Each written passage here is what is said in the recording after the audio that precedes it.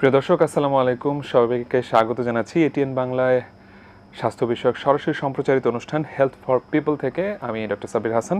আজকে আমরা কথা বলবো বা আলোচনা করব অত্যন্ত গুরুত্বপূর্ণ একটা বিষয় নিয়ে, যেটি হচ্ছে পাকস্থলী ক্যান্সারের শল্য চিকিৎসা, যেটাকে আমরা আসলে সার্জারি হিসেবেই জানি। আর এজন্য আমাদের সাথে দুজন অতিথি আছেন। একজন অনলাইনে আছেন, professor doctor A B M Mahbubur Rahman, বিভাগীয় প্রধান সার্জারি বিভাগ, Khaja Yunus Ali medical college and hospital. Sir, আপনাকে স্বাগত জানাচ্ছি আমাদের আজকের অনুষ্ঠানে।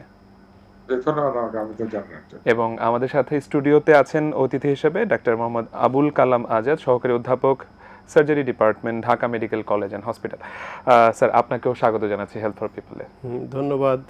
ওকে, প্রথমেই একটু আমরা অনলাইনে প্রফেসর ডাক্তার A B M Mahbubur Rahman sir, যিনি বিভাগীয় প্রধান surgery department, Khaja Yunus Ali medical college and hospital. Sir, আপনার কাছে আসলে যেতে চাই, প্রথমেই যে জিনিসটা জানতে চাই যে সেটা হচ্ছে পাকস্থলীর ক্যান্সার এখন আসলে পৃথিবীব্যাপী একটা মানে আগের তুলনায় অনেক বেশি দেখা যাচ্ছে। পিছনের রিজনগুলো যদি একটু বলতেন। জি, ধন্যবাদ। আপনি কথাটা যথেষ্ট সঠিক। ওভারঅল ক্যান্সারের পরিমাণই সারা দুনিয়াতে অনেক বেশি। পাকস্থলীর ক্যান্সারের কোনো ব্যতিক্রম নয়। এটা মূলত আ আমরা দেখতাম যে এটা অসুখটা ছিল জাপানিজদের মধ্যে, চাইনিজদের মধ্যে খুব বেশি। কিন্তু এখন সারা দুনিয়াতে এটা আছে এবং আমাদের এই সাবকন্টিনেন্টেও এর পরিমাণ নেহায়েত কম নয়। আ এটা অনেকগুলো কারণ এর মধ্যে আছে। একটা হচ্ছে যে আমাদের যে খাদ্যাভ্যাস। আ এগুলো অনেক বেশি পরিবর্তিত হয়ে গেছে। হুম। জাপানিজরা ওরা বেশি ক্যান ফুড বা সি ফুড আ আ পিউরিফাইড ফুড খায়। এদের ইনসিডেন্স টা বেশি। কিন্তু আমাদের খাওয়ার মধ্যে আসলে আমরা অনেক বেশি দূষিত খাবার গ্রহণ করি। আমাদের খাবারের মধ্যে তেল থাকে, মসলা থাকে, চর্বি থাকে, প্রিজারভেটিভস থাকে। আ এগুলো প্লাস কিছু অভ্যাস আছে আমাদের যেগুলো থেকে আমরা বেরোতে পারি না। যেমন প্রচুর পরিমাণে সিগারেট খাওয়া। আ এছাড়া একটা বিশেষ ধরনের জীবাণুর পরিমাণও এখন শোনা যায়। এইচ পাইলোরি বলে একটা জীবাণু। এটাও হুম। আ সংক্রমিত হচ্ছে এবং এগুলো সব মিলিয়েই আ ক্যান্সারের পরিমাণ বাড়ছে আমাদের দেশে এবং একটা জেনেটিক আ ইনফ্লুয়েন্স তো অবশ্যই আছে। পরিবারে যদি গ্যাস্ট্রিক ক্যান্সার থাকে তাহলে তার পরবর্তী প্রজন্মের মধ্যেও এর পরিমাণ উল্লেখযোগ্য পরিমাণ দেখা যেতে পারে। তবে মোটামুটিভাবে এগুলোই হচ্ছে কারণ। একটা বিশেষ কোনো কারণকে একে দায়ী করা যাবে না। স্যার, একটা জিনিস একটু বলবেন যে পাকস্থলী ক্যান্সারের শুরুর দিকটাতে নরমালি পেশেন্টরা তেমন আসলে মানে বুঝে উঠতে পারেন না। একজন সাধারণ মানুষ আসলে কিভাবে বুঝবেন যে তার এই মুহূর্তে একটু স্টোমাকটার আসলে এক্সামিনেশন প্রয়োজন? মানে প্রথম কোন জায়গাটাতে আসলে পেশেন্টের কনসার্ন হওয়া উচিত? জি, ভালো একটা প্রশ্ন। আ সমস্যাটা হচ্ছে এখানটাতেই। যে আ পাকস্থলী ক্যান্সারের প্রাথমিক পর্যায়টা এবং আমাদের যে কমন একটা রোগ অ্যাসিডিটি বা গ্যাস্ট্রিক বলে যেটা সবাইকে আমরা বলতে শুনি হুম, হুম, বা পেপটিক আলসার ডিজিজ এই লক্ষণগুলো অলমোস্ট একই রকমের থাকে। হুম, আ হুম, যে কারণে প্রাথমিকভাবে এটা বোঝা খুব সমস্যা ডিফিকাল্ট এবং যেহেতু আমরা সবাই ইনিশিয়ালি ধরে নিচ্ছি এটা একটা অ্যাসিডিটির সমস্যা, তো আমরা খুব বেশি পরিমাণ নিজেরা চিকিৎসা করতে পছন্দ করি। আমরা অ্যান্টাসিড খাচ্ছি, H2 ব্লকার খাচ্ছি, পিপিআই যেগুলো ট্র্যাডিশনাল গ্যাস্ট্রিক এর ওষুধ আছে এগুলো খাচ্ছি হুম, এবং এতে করে যেটা হয় যে ক্যান্সারটা পরবর্তী যখন ধরা পড়ে তখন খুব অ্যাডভান্স স্টেজে চলে যায়। যেমনটা হুম, বললাম যে লক্ষণগুলো অলমোস্ট সিমিলার। হুম, হুম, পেটের উপরের দিকে বা ডান দিকে একটু ব্যথা থাকবে, পেটটা একটু ফাঁপা থাকা, বুক জ্বালা-পোড়া করা, বদহজম আ এগুলি হচ্ছে আসলে ক্যান্সারের আ প্রাথমিক লক্ষণ এবং আমরা যেটা বলতে চাই যে ৪০ বছরের পরে যদি হঠাৎ করে কারো এই ধরনের লক্ষণগুলি দেখা যায়, হুম, হুম। তাহলে এটাকে সিরিয়াসলি নেওয়া উচিত এবং এই গ্যাস্ট্রিকের সমস্যা যদি ৪ থেকে ৬ সপ্তাহ পর্যন্ত পারসিস্ট করে এবং যদি কোনোভাবে না কমে, হুম, হুম। তাহলে এটাকে সহজভাবে নেওয়ার কোনো সুযোগ নেই। বিশেষজ্ঞের পরামর্শ নেওয়া অবশ্যই উচিত। জি স্যার। আপনি যেটা বলছিলেন যে ৪ থেকে ৬ সপ্তাহ পর্যন্ত যদি কন্টিনিউয়াস ক্রনিক একটা মানুষ গ্যাস্ট্রিকের সমস্যায় ভোগেন, তাহলে অবশ্যই তার পাকস্থলীটা এক্সামিন করা উচিত। কিন্তু স্যার, একটা রিসেন্ট টাইমসে আমরা একটা জিনিস দেখছি যে প্রতি বছর যে পরিমাণ গ্যাস্ট্রিকের ওষুধের ব্যবসা বাংলাদেশে হয়, হাজার হাজার কোটি টাকার ব্যবসা। সো এই জায়গাটাতে আসলে জিনিসটাকে মানে পাকস্থলীর ক্যান্সারটাকে কি আরো খারাপের দিকে নিয়ে যায় কিনা? বারবার আমরা যে দোকান থেকে গ্যাস্ট্রিকের ওষুধ বারবার কিনে খাচ্ছি নিজের মতো করে। একটু যদি এই ব্যাপারে আলোকপাত করতেন স্যার। না, এটা তো অবশ্যই সত্যি কথা যে আমরা এই অ্যাসিডের কাজটাকে পাকস্থলীর যে আমরা ওষুধগুলো খাচ্ছি এগুলো হুম, হুম। অ্যাসিডটাকে কমায় দিচ্ছে। জি। পাকস্থলীর কাজ হচ্ছে অ্যাসিড তৈরি করা অ্যাসিডের অনেকগুলো ইম্পর্টেন্ট কাজ আছে। তো আমরা গ্যাস্ট্রিকের মনে করে অ্যাসিডিটি মনে করে যদি লম্বা সময় ধরে এই ধরনের ওষুধ খেতে থাকি, তাহলে এই এই অ্যাসিড তৈরির যে সেলগুলো আছে, যেগুলো প্যারাইটাল সেল বলি আমরা, পাকস্থলীর গায়ের মধ্যে থাকে, হুম হুম এগুলো অ্যাট্রফি হয়ে যায়, মানে এগুলো ছোট হয়ে যায় বা এগুলো অ্যাবলিশ হয়ে যায়। হুম হুম তখন ওই পৃথিবীতে কোনো কিছু কিন্তু খালি থাকে না। একটা জায়গায় আরেকজন চলে আসে। তো অন্য এক ধরনের সেল এটাকে রিপ্লেস করে দিতে পারে। হুম আ হুম অন্ত্রের সেলগুলো এই প্যারাইটাল সেলকে রিপ্লেস করে দিতে পারে।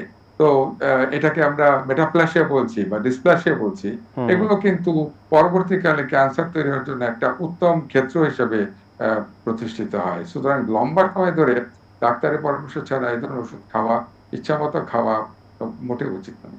ওকে স্যার, আরেকটা জিনিস যে পাকস্থলীতে নর্মালি বিনাইন টিউমার আমরা যেগুলো জানি, বা পাশাপাশি হচ্ছে আমরা যদি ক্যান্সারের কথা বলি, যেহেতু ম্যালিগনেন্সির কথা হচ্ছে, সো এইটা একটু যদি বলতেন যে পার্থক্যটা আমরা আসলে কিভাবে করছি। আ না, আমি বিনাইন টিউমার বলতে যেগুলো বোঝায় কিছু পলিপস থাকতে পারে। ইনিশিয়ালি বললাম তো যে এই সমস্যাগুলো অনেকটা অ্যাসিডিটি লাইক প্রবলেম আকারে হুম পেশেন্ট হুম ডাক্তারের কাছে আসে। হুম হুম এটা শুধুমাত্র এন্ডোস্কোপি করলে পরেই পার্থক্যটা করা সম্ভব হয় যে হুম এটা কি দেখতে ম্যালিগন্যান্ট ক্যান্সার নাকি এটা সাধারণ কোনো অসুখ। আর পাকস্থলীতে যেকোনো লিশনকেই এটা সিরিয়াসলি আমরা নেই। হতে পারে এটা সাধারণ অসুখ, অথবা হতে পারে এটা ক্যান্সার। হুম হুম এটাকে মাল্টিপল বায়োপসি করে করার জন্য আমরা সাজেস্ট করি। ওটা করাও হয়। বায়োপসি থেকেই একমাত্র বলা সম্ভব হয় যে এটা আসলে সাধারণ বিনাইন বা নির্দোষ অসুখ নাকি এটা একটা cancer. Okay, professor doctor A B M Mahbub Rahman sir, আমরা আপনার কাছে আবারও ফেরত আসছি। আমরা একটু স্টুডিওতে ডক্টর মোহাম্মদ আবুল কালাম আজাদ, সহকারী অধ্যাপক, surgery department, Dhaka medical college, আপনার কাছে একটু আসতে চাই। যেমনটা আমাদের professor doctor A B M Mahbub sir বলছিলেন যে ডায়াগনোসিসের জন্য আমরা আসলে বায়োপসিটা করতে পারি। সো আপনি যদি বলেন যে আমরা আসলে এই মুহূর্তে এন্ডোস্কোপি বা বায়োপসির মাধ্যমে যে ক্যান্সার ধরা পড়ার পর আর আসলে মানে আমরা প্রথমে ডায়াগনোসিসটা আমরা আর কি কি মাধ্যম আছে এই দুটো ছাড়া? স্যার খুব ভালো বলেছেন যে এন্ডোস্কোপি করে আমরা বায়োপসি করি আগে। বায়োপসি করলে বায়োপসি রিপোর্ট যখন আসবে তখন তো ক্যান্সারটা কনফার্ম রিপোর্ট চলে আসে যে সাধারণত অ্যাডেনোকার্সিনোমা নামে একটা ক্যান্সার আছে, সেটা চলে আসে। ওটা আসার পরে তারপরে কিন্তু আমাদের যেটা করতে হয় সেটা হচ্ছে যে স্টেজিং করতে হয়। যে ক্যান্সার জানা হয়ে গেল যে ক্যান্সার কনফার্ম যে অ্যাডেনোকার্সিনোমা, এরপরে আমাদের স্টেজিং করতে হয়। স্টেজিং করলে মানে স্টেজিং মানে হচ্ছে এটা কোন স্টেজে আছে, স্টেজ 1 2 3 4। 1 মানে হচ্ছে একটু আর্লি, 2 3 মানে একটু অ্যাডভান্সড, কিন্তু 4 মানে অনেক বেশি অ্যাডভান্সড, যেটা রক্ত দিয়ে শরীরে অন্য জায়গায় ছড়ায় গেছে, সেরকম একটা রিপোর্ট আসে। তো এটার জন্য একটা সিটি স্ক্যান লাগে। সাধারণত অ্যাবডোমিনাল সিটি করলে আমরা ম্যাক্সিমাম স্টেজিং পার্টটা হয়ে যায়। তারপরেও ফার্দার অনেক সময় আমাদের চেস্টেরও সিটি স্ক্যান করতে হয়। অনেক সময় পেট সিটি নামে একটা স্ক্যান আছে যেটা পুরো শরীরকে স্ক্যান করতে পারে, যে ব্লাডের মাধ্যমে, অথবা লিম্ফেটিক্স একটা রুট আছে যে লিম্ফ নোড সব স্টোমাকের পাশে বা যে কোনো অঙ্গের পাশে ছোটো ছোটো গুটি গুটি কিছু সিমের বিচির মতো গ্ল্যান্ড আছে, এগুলোকে লিম্ফ নোড বলে। লিম্ফ নোডে ছড়ায় পড়ে, তারপরে পাশের লিভারে ছড়ায়।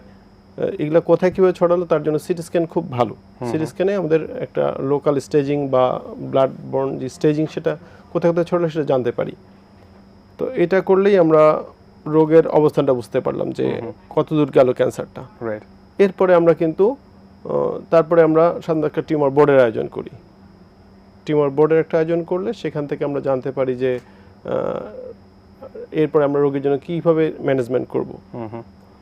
তো টিউমার বোর্ডে সাধারণত ক্যান্সার বিশেষজ্ঞ সার্জন থাকে, তারপরে মেডিকেল অনকোলজিস্ট থাকে যারা থেরাপি নিয়ে কাজ করবেন, তারপরে থাকে মানে পুরো একটা ট্রিটমেন্ট প্রোটোকল আপনারা ফিক্স করে ফেলেন একটা মানে বোর্ড মিটিং করে, এমডিটি বলে মাল্টি। তার আগে স্যার সার্জারির আগে পেশেন্টের আসলে এটা নেয়ার ক্যাপাসিটি আছে কিনা, সো এটা কিভাবে আপনারা যাচাই করেন? রাইট, হ্যাঁ, পেশেন্টের এই মানে পুরো ম্যানেজমেন্টটা নেওয়ার মতো সিচুয়েশন শরীরে আছে কিনা জানার জন্য আমরা একটু ওভারঅল চেক করবো ওনার রক্তের পরিমাণ। কারণ এই ধরনের ক্যান্সারে তো এটা একটা ক্ষত তৈরি করে স্টোমাকের ভিতরে, তখন রক্তক্ষরণ হয়, রক্তের পরিমাণটা শরীরে আস্তে কমে যায়। ক্যান্সারে আরও কিছু ইস্যু আছে যেগুলোর জন্য ক্যান্সারের রক্ত প্রোডাকশন শরীরে একটু কমে যায়। তো আমরা জানতে চাবো যে শরীরে রক্তের পরিমাণটা রোগীর কীরকম। আমরা কমপ্লিট ব্লাড কাউন্ট একটা কমন পরীক্ষা আছে সিবিসি, ওখানে হিমোগ্লোবিন করব, হিমোগ্লোবিন করে দেখবো যে পরিমাণটা মিনিমাম 10 আছে কিনা। 8 হলেও চলে, বাট আমরা চাই 10। তারপরে আমরা কিডনি ভালো আছে কিনা তার জন্য ক্রিয়েটিনিন দেখব, লিভার ভালো আছে কিনা এসজিপিটি করব, তারপরে আমাদের লাংস ভালো আছে কিনা চেস্ট এক্সরে করব, সিটি স্ক্যান করা থাকলে তো থাকলো ভেরি গুড, নাহলে অ্যাটলিস্ট একটা চেস্ট এক্সরে করব। তারপরে রোগীর অনেক বমি হয় এই রোগের ক্ষেত্রে, ইলেকট্রোলাইটস ঠিক আছে কিনা, সে সোডিয়াম পটাশিয়াম ক্লোরাইড এই লেভেলগুলো ঠিক আছে কিনা, হলে আবার বিফোর সার্জারিগুলো ঠিক করতে হবে। তারপরে এলবুমিন একটা রক্তের রিপোর্ট আছে, এটা করতে হয়। ওটা করে আমরা দেখি শরীরে প্রোটিনের পরিমাণ কীরকম আছে, কারণ আমরা যে কাটাছেঁড়া করবো অত বড় সার্জারি করব, এই সার্জারিটার পরে যে জোড়াগুলো দিব জোড়াগুলো নিবে কিনা রাইটলি, তো এটাও করতে হয়।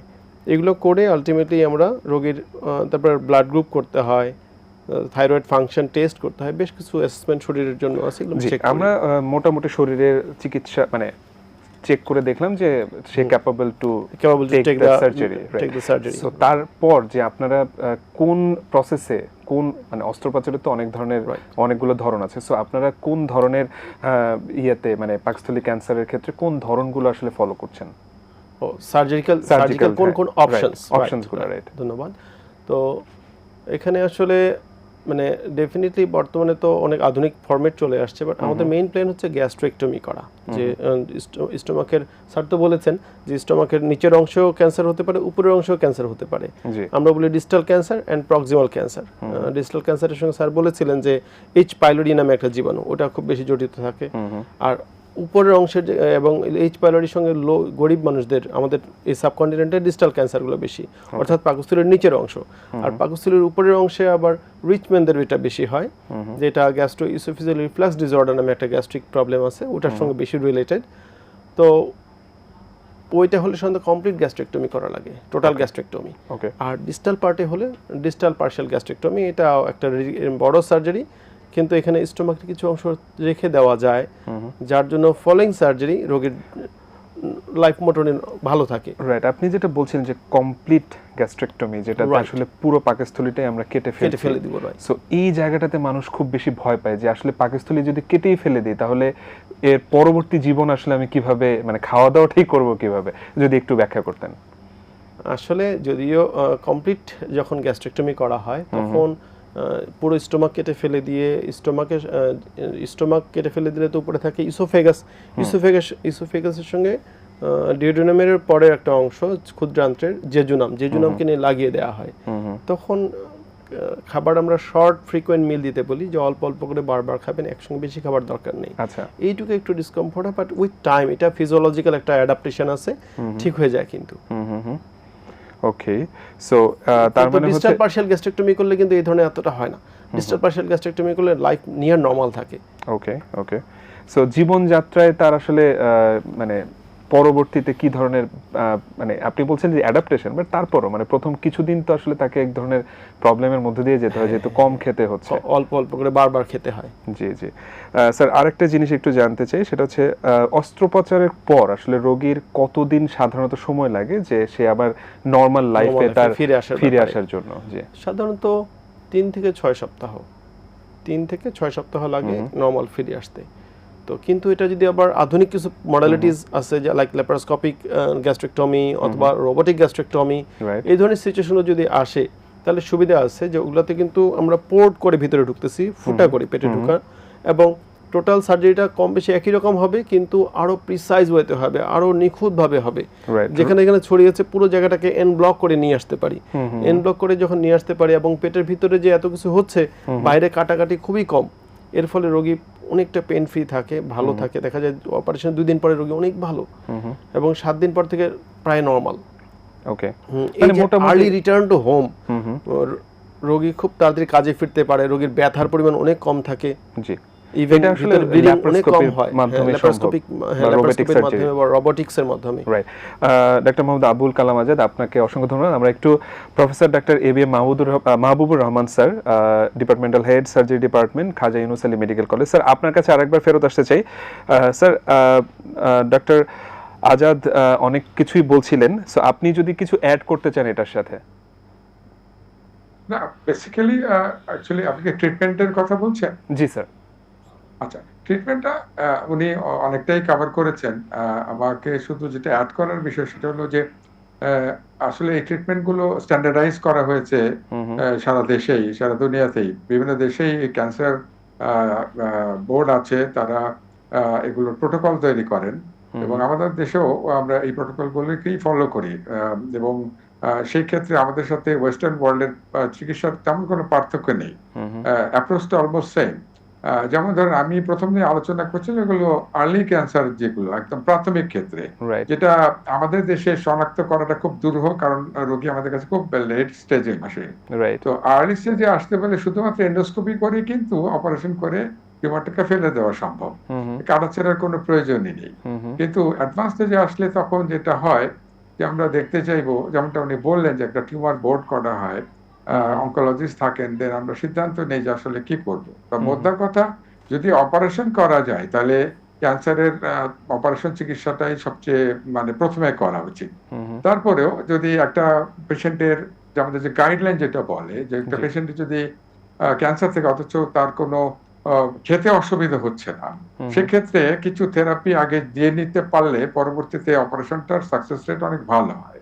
জি। আর যদি ধরেন অ্যাডভান্স স্টেজ যেটা হয়, যে পেশেন্ট খেতে পাচ্ছে না, বমি করতেছে, চাকা হয়ে গেছে, সেক্ষেত্রে আমরা প্রথমে একটা মানে একটা খাবারের একটা নতুন লাইন তৈরি করে দিই, বাইপাস করে দিয়ে খাবার উপযুক্ত করে দিয়ে দেন থেরাপিতে পাঠাই পেশেন্টকে। জি স্যার। তখন টিউমারটা যদি ছোট হয়ে যায়, দেন পরবর্তীতে আবার একটা অপারেশন করে প্রাথমিক যে ক্যান্সারটাকে সেটাকে সরিয়ে দেওয়া যাবে। জি এবং স্যার। আর যদি অনেক বেশি দূরে ছড়ায়, যেমন লিভারে চলে গেল, লাংসে চলে গেল, সেক্ষেত্রে থেরাপি দেওয়া হয়। আর অপারেশনটা তো উনি বলেছেন যে অ্যাকচুয়ালি ডিপেন্ড করে কোন জায়গাটাতে হচ্ছে তার উপরে। এই নিয়ে নিচে থাকলে সাধারণত নিচের অংশটুকু ফেলা হয়, আর উপরের দিকে থাকলে অনেক সময় উপরেরটুকু ফেলা যায়, আবার পুরোটাও ফেলে দিতে হয়। ওকে। এবং এরপরে আমার যে হিস্টোপ্যাথোলজি যে রিপোর্টটা আসে, যে লসিকা গ্রন্থি, লসিকার নালীগুলো কতটা ইনভলভ হয়েছে সেটাকে আমরা দেখি। যদি সেগুলো ইনভলভ থাকে সেক্ষেত্রে তখন রেডিও কেমোথেরাপি দেওয়া হয়, এখানে টার্গেটেড রেডিওথেরাপি দিলে কাজ করে। আর আজকাল অপারেশন পরবর্তী অনেক ভালো ভালো চিকিৎসা বেরিয়েছে। আমরা ইমিউন থেরাপির কথা এখন খুব জানতে পারি, বিশেষ করে HER2 মলিকুল পজিটিভ যদি হয়, সেক্ষেত্রে ইমিউন থেরাপি দিলে ইভেন মোটামুটি অ্যাডভান্স ক্যান্সার পেশেন্টও দীর্ঘদিন বা কোনো লক্ষণ ছাড়া বা সিমটম ছাড়াও বেঁচে থাকতে পারে, এগুলো আমরা দেখতে পারি। ওকে। এই হচ্ছে মোটামুটি ভাবে ক্যান্সার চিকিৎসা, বোথ অপারেশন এবং অনকোলজিস্টরা মিলে, সার্জনরা মিলে একটা গাইডলাইন অনুযায়ী এটা ঠিক করেন যে কি করবেন। স্যার, সিরাজগঞ্জের এনায়েতপুরে অবস্থিত খাজা ইউনুস আলী মেডিকেল কলেজে আপনি কর্মরত আছেন।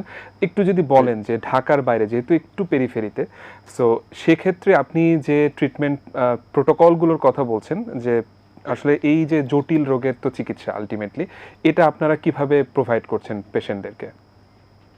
এটা এক্ষেত্রে খাজা ইউনুস আলী মেডিকেল কলেজ খুবই স্পেশালাইজড সেন্টার এবং উত্তরবঙ্গের ক্যান্সার পেশেন্টদের একটা নির্ভরযোগ্য চিকিৎসা কেন্দ্র হচ্ছে খাজা ইউনুস আলী। এটা আমি বছর দুয়েক, আড়াই বছর এখানে কাজ করছি। মূলত আমি যা শুনেছি এবং সেটাই আমি দেখেছি, এখানে পেশেন্টের ম্যাক্সিমাম বাল্কই হচ্ছে ক্যান্সারের পেশেন্ট, এবং আমরা অনকোলজিক্যাল পার্টটাও খুব রিচ, এখানে সব ধরনের ট্রিটমেন্টের ফ্যাসিলিটি আছে এবং আমরা এখানে সার্জিক্যাল পার্টটাও আমরা করছি। যেমনটা আবুল কালাম আজাদ সাহেব বলেছেন যে যদি এটা করা পসিবল হয়, আমরা ইনিশিয়ালি প্রথমে ল্যাপারোস্কোপি চেষ্টা করি, যে অ্যাটলিস্ট একটা আইডিয়া পাওয়া যায় যে অপারেশনটা কতটুকু, রোগীটা কতটুকু বিস্তৃত। অনেক সময় রিয়েল টাইমে আমি যেটা দেখতে পাই ক্যামেরা ঢুকিয়ে, এটা সিটি স্ক্যানে এমআরআইতেও অত ভালো বোঝা যায় না। আমরা দেখলে বুঝতে পারি যে এটা কি আর্লি স্টেজে কিনা। যদি পসিবল আমরা ল্যাপারোস্কোপি করি, অথবা আমরা ওপেন করে করি। এই ফ্যাসিলিটি গুলো surgical and both post operative, অপারেশনের আগে অথবা পরে, যেটাকে আমরা অ্যাডজুভেন্ট, নিউ অ্যাডজুভেন্ট বলছি, এগুলো সবই আছে। Professor doctor A B M. Mahbubur Rahman sir, আপনাকে অসংখ্য ধন্যবাদ। আমরা একটু স্টুডিওতে ফেরত আসতে চাই। ডক্টর মোহাম্মদ আবুল কালাম আজাদ স্যার আছেন আমাদের সাথে। স্যার, আপনি কিছুটা অ্যাড বা কিছু একটা বলতে চাচ্ছিলেন? স্যার বলছিলেন যে ইয়ার ব্যাপারে, ল্যাপারোস্কোপি স্যার অলওয়েজ ডায়াগনস্টিক, মানে ল্যাপারোস্কোপি দিয়ে শুরু করে অ্যাসেস করে তারপরে আগাতে চান যে ওনারা কমপ্লিট রিসেকশন করতে পারবেন কিনা, নাকি পেলিটিভ অপশনে যেতে হবে, যে কিছু অংশ রেখে দিয়ে শুধু বাইপাস করে আসা। রাইট। তো এটা ডায়াগনস্টিক ল্যাপারোস্কোপি। অনেক সময় স্যারকে যেটা আমি অ্যাড করতে চাচ্ছিলাম যে অনেক সময় শুধু বিফোর ডেফিনিট ম্যানেভার মানে ডেফিনিট সার্জারির পূর্বে শুধু ডায়াগনস্টিক ল্যাপারোস্কোপি করে অনেক সময় দেখে নেওয়া যায় যে আমি কি নিওডজিভেন্ট দিব নাকি দেখা যাবে যে কিছু করা যাচ্ছে না। স্যার যেটা বললেন যে কিছু করা যাচ্ছে না, হয়তো ভিতরে খুব অ্যাডভান্স সিচুয়েশন, তো ডায়াগনস্টিক ল্যাপারোস্কোপি করলাম, আরও ক্লিয়ার দেখে নিলাম কোথায় কোথায় আছে। তারপরে আমরা টিউমার বোর্ডে এটা পুরো কথাগুলো যোগ করলে যে ফাইন্ডিং কি পাওয়া গেল সেটা যোগ করলে ওনারা টিউমার বোর্ডে আবার সিদ্ধান্ত দিবে যে ঠিক আছে আমরা নিওডজিভেন্ট কেমোথেরাপিতে যাই, বা HER2 পজিটিভ হলে ইমিউনোথেরাপিও যোগ করে দিই। এবং এটা দেওয়ার পরে রোগীর স্টেজ কিন্তু একটু ডাউন হয়, কমে আসে। স্টেজ 4 থেকে সাধারণত কমতে চায় না, আবার 3 থেকে 2 এ অনেক সময় নেমে আসে। রিসেক্টেবল যেটা ছিল না সেটা এখন রিসেক্টেবল হয়ে যায়। তখন এটা গুড অপশন যে আমরা ভালো সার্জারি করতে পারবো।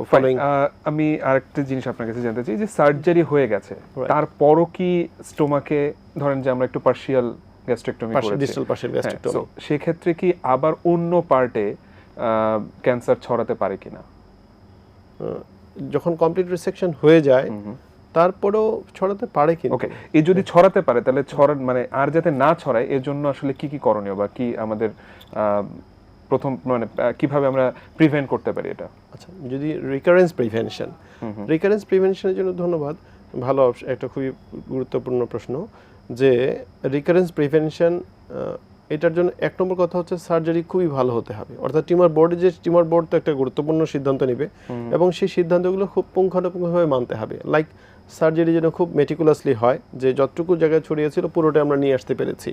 এবং সার্জারির পরে যখন বায়োপসি রিপোর্ট হবে, বায়োপসিতে বলবে যে না, আমাদের resection margin free of malignancy, এটাকে আমরা বলি R0 রিসেকশন, অর্থাৎ resection margin free of malignancy, কোনো টিউমার টিস্যু আমরা রেখে আসি নাই। এরপরে যদি আমরা নোড ইনভলভমেন্ট পাওয়া যায় তাহলে কেমোথেরাপি হয়, HER2 পজিটিভ হলে ইমিউনোথেরাপি যুক্ত হয়। সবগুলো যদি রাইটলি নেওয়া হয় এবং এরপরে যে রোগীরা যদি কন্টিনিউয়াস ফলো আপে থাকে, অঙ্কোলজিস্টের এবং অঙ্কোসার্জনের ফলো আপে থাকে, তাহলে ইনশাআল্লাহ ভালো থাকতে পারবে। ওকে স্যার, একটু যদি মানে দর্শকদের উদ্দেশ্যে একটু যদি বলেন যে এই ট্রিটমেন্টগুলো যেহেতু সার্জিক্যাল ট্রিটমেন্ট, আপনি বলছেন অনেকগুলো মানুষের অনেকগুলো স্পেশালিস্টের সমন্বয়িত একটা বোর্ড দরকার হয়, এক্সপেন্সেসটা কীরকম হতে পারে, মানে আইডিয়া যাদের প্রয়োজন হবে তাদের এক্সপেন্সটা কিরকম মাথায় রাখতে খরচ হতে পারে? এটা খরচগুলো নির্ভর করে আসলে সেন্টার টু সেন্টার। রাইট, যেগুলো হচ্ছে একটু এক্সপেন্সিভ সেন্টার সেখানে খরচ একটু বেশি, যেটা মাঝামাঝি সেন্টার সেগুলোতে খরচ কিছু কম। তারপরেও সাধারণত বাংলাদেশের পার্সপেক্টিভে 2 লাখ to 3 লাখ, বেস্ট সেন্টারে হয়তো 5 লাখও লেগে যেতে পারে। ওকে, ডক্টর মোহাম্মদ আবুল কালাম আবার থেরাপির খরচগুলো কিন্তু রেডিওথেরাপি, কেমোথেরাপি, রেডিও কম লাগে, কেমো ইমিউনোথেরাপি কিন্তু মানে আবার এগুলোর থেরাপিগুলো বাংলাদেশের আমাদের কোম্পানিজ আছে, আমেরিকান কোম্পানিজ আছে, ইন্ডিয়ান কোম্পানিজ আছে, থেরাপিগুলোর প্রাইসেও কম বেশি। আপনাকে অসংখ্য ধন্যবাদ ডক্টর আবুল কালাম আজাদ। আমরা একটু finally professor doctor ABM Mahbubur Rahman স্যারের কাছে যেতে চাই, লাস্ট মোমেন্টে আছি স্যার, যদি দর্শকদের উদ্দেশ্যে আমরা আপনার কাছ থেকে কোনো অ্যাডভাইস পেতে পারি। একটু আলোচনা করেছিলাম যে ক্যান্সারের প্রাথমিক লক্ষণগুলো আমাদের সোকল অ্যাসিডিক, যদি এই ধরনের সমস্যা দেখা যায় এবং 40 বছরের পরে হচ্ছে এবং আপনি ওকে, নেওয়াটাই আমি মনে করি উত্তম। এবং যে কারণগুলোর কথা আমি বলেছি, বিশেষ করে ধূমপান করা, খুব বেশি মশলাদার খাবার, এগুলো avoid, lifestyle maintenance, lifestyle modification করা, এবং যাদের পরিবারে ক্যান্সার আছে এবং ডাক্তারের কাছে বিশেষজ্ঞ চিকিৎসকের পরামর্শ নেবেন, কারণ ক্যান্সার একটি প্রাণঘাতী রোগ। গ্যাস্ট্রিক ক্যান্সার তার চেয়ে বেশি প্রাণঘাতী, কিন্তু আসার কথা হলো এটা যদি আর্লি স্টেজে ধরা পড়ে তাহলে এটা স্যার সুস্থ হয়ে। ধন্যবাদ professor doctor ABM Mahbubur Rahman sir, আপনাকে আমাদেরকে আপনার মূল্যবান সময় দেওয়ার জন্য, এবং ডক্টর আবুল কালাম আজাদ আপনাকে অসংখ্য ধন্যবাদ। প্রিয় দর্শক, আজকের মতো এখানেই অনুষ্ঠান শেষ করতে হচ্ছে। সবাই ভালো থাকবেন, সুস্থ থাকবেন, এই প্রত্যাশা বিদায় নিচ্ছি। আল্লাহ হাফেজ।